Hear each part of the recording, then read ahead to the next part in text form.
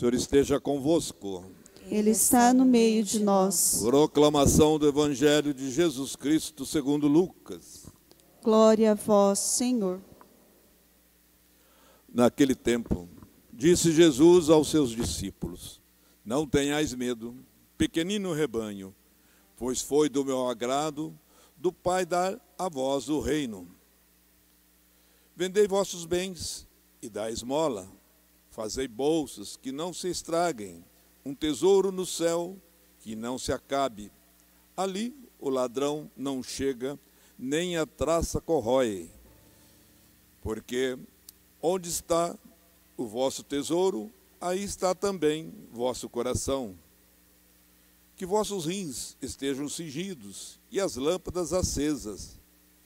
Sede como homem que estão esperando o seu senhor voltar de uma festa de casamento, para lhe abrirem imediatamente a porta, logo que ele chegar e bater.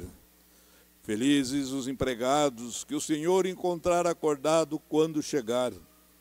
Em verdade eu vos digo, ele mesmo vai cingir-se, fazê-lo sentar-se à mesa, e passando o servirá.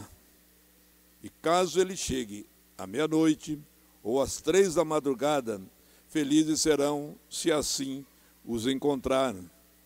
Mas ficai certo, se o dono da casa soubesse a hora em que o ladrão iria chegar, não deixaria que arrombasse sua casa. Vós também ficais preparados, porque o Filho do Homem vai chegar na hora em que menos os esperardes. Então Pedro disse: Senhor, tu conta essa parábola para nós ou para todos? E o Senhor respondeu: Quem é o administrador fiel e prudente que o Senhor vai colocar à frente do pessoal de sua casa para dar comida a todos na hora certa? Feliz o empregado que o patrão, ao chegar, encontrar agindo assim. Em verdade eu vos digo, o Senhor lhe confiará a administração de todos os seus bens. Porém, se aquele empregado pensar: meu patrão está demorando, e começar a espancar os criados e as criadas, e a comer, a beber e a embriagar-se, o senhor daquele empregado chegará num dia inesperado e numa hora imprevista. Ele o partirá ao meio e o fará participar do destino dos infiéis. Aquele empregado que, conhecendo a vontade do Senhor, nada preparou, nem agiu conforme a sua vontade, será chicoteado muitas vezes. Porém, o empregado que não conhecia essa vontade e fez coisas que merecem castigo, será chicoteado poucas vezes. A quem muito foi dado, muito será pedido. A quem muito foi confiado, muito será exigido. Palavra da salvação. Glória a vós, Senhor.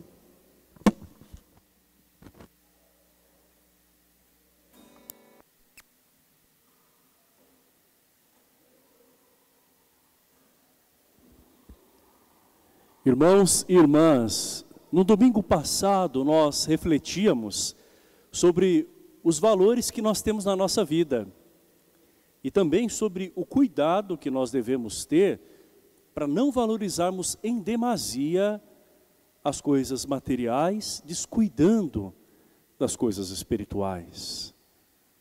Refletíamos que a nossa vida não consiste naquilo que nós possuímos, mas naquilo que nós somos.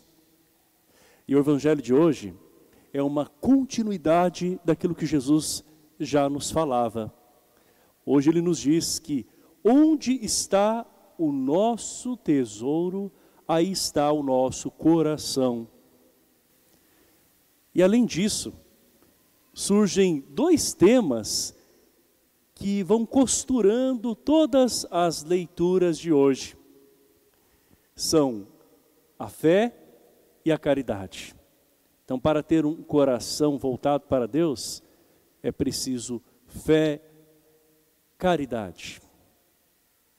E esta fé e caridade andam juntas, porque Quem tem fé de fato é aquele que persevera, é capacitado a ir muito além daquilo que imagina. Já quem não tem fé desiste facilmente. Quem tem fé é vigilante, porque ama. O Senhor nos chama à vigilância. Mas não é uma vigilância de ficar tenso, com um medo de que algo ruim possa acontecer a todo momento. É uma vigilância de estar atento.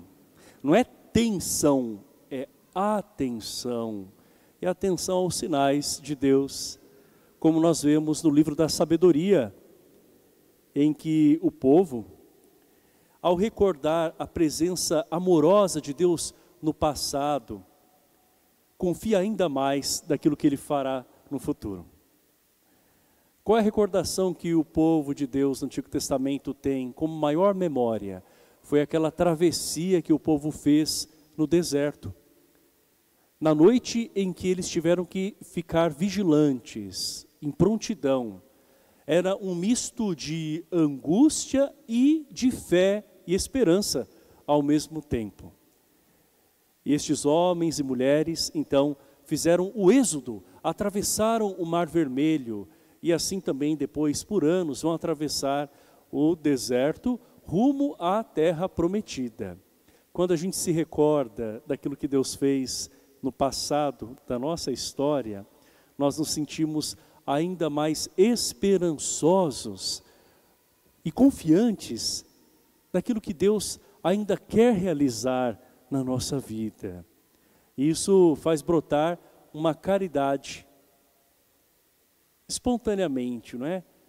Essa caridade começa a despontar para quem tem fé verdadeira, não é para quem vive regido pelo medo. Quem vive regido pelo medo vai ter medo sempre de errar, vai ter medo talvez de se misturar com outro e acaba errando e acaba também se apartando do outro e perde a caridade, porque na verdade não teve fé, né? Teve medo. O único temor que se deve ter é de nós perdermos a salvação. O resto nós não devemos temer, porque o próprio Jesus diz, não tenhais medo. Ele nos diz sim, que nós devemos ter fé. O Salmo diz que aquele que confia em Deus, o Senhor repousa o seu olhar sobre ele, sobre aquele que o teme de verdade. Então, temer a Deus é, na verdade, confiar nele, é acreditar que Ele está conosco. Assim como, na segunda leitura, nós vimos um grande exemplo de fé, o Abraão, a quem Deus chamou, o pai da fé, um homem já idoso, que talvez poderia pensar, bom, não vou mais arriscar em nada, minha vida já está acabando mesmo, não tem muito o que esperar. E Deus o chama, naquela etapa da vida, para que ele vá para uma outra terra desconhecida. E diz que ele terá um filho. E Abraão não apenas tem um filho, Isaque, ele agora gera toda uma descendência, que é o povo de Deus. Então o que Deus faz na vida de quem tem fé, não importa a etapa da vida em que você se encontra, nós precisamos colocar nossos projetos diante de Deus e saber que Ele tem um plano maior ainda. Então eu preciso acreditar. Isso é ter fé. Mas esta fé precisa estar unida à caridade, como já dizia no início. E Jesus nos fala, ao falar também aos seus discípulos. A primeira palavra que Ele dirige é essa: não tenhais medo, pequenino rebanho, porque é do agrado do Pai dar a vós o reino. Os discípulos se achavam fracos, pequenos, diante daquele mundo hostil à sua frente. E Jesus os encoraja a estar em vigilância, para que eles não percam a fé e para que eles sejam caridosos. Então o Senhor conta uma parábola a eles que tem alguns elementos muito importantes. Nessa parábola nós vemos que há servos. Servos que estão esperando o seu senhor, o dono da casa, voltar de uma festa de casamento. mas não se sabe que horas que ele voltará, se é à meia-noite, se é às 3 horas da madrugada, ou ainda antes. Ou seja,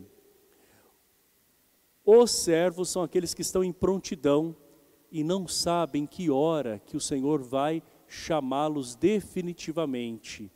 Nós não sabemos quanto tempo durará a nossa vida nesta terra. Por isso que nós devemos estar sempre atentos como os servos prudentes.